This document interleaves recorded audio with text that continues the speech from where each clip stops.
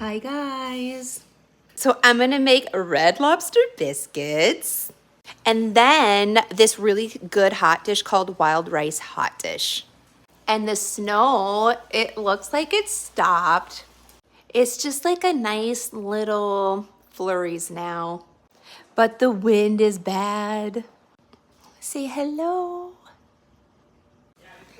Oh, my husband. I can hear him. Maybe you can. After I shred this cheese, I will give you guys the recipe to that wild rice hot dish.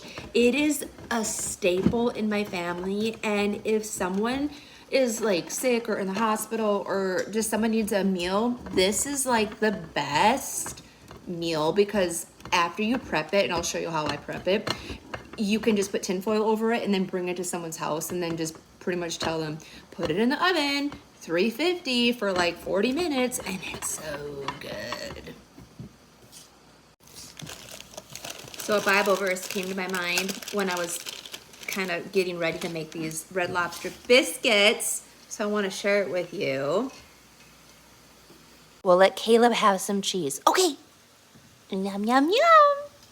Okay, so the verse that came to my mind was in Matthew 4, verse 4. Oh, that's a good way to remember, Matthew 4, verse 4.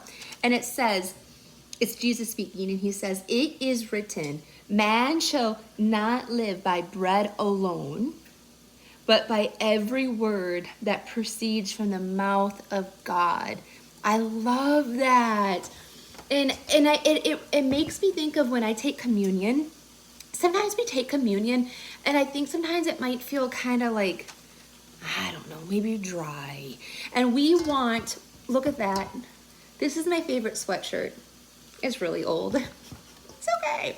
But when we take communion, we want it to like feel alive and not dull. And so when I take the bread, I obviously honor scripture because the bread represents Jesus and how his body was broken for us.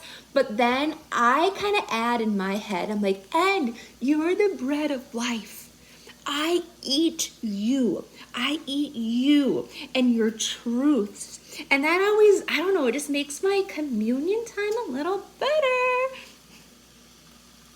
Okay, sorry guys. I'm gonna have to do a part 2 to show you the hot dish recipe, but that's okay. So watch for part 2.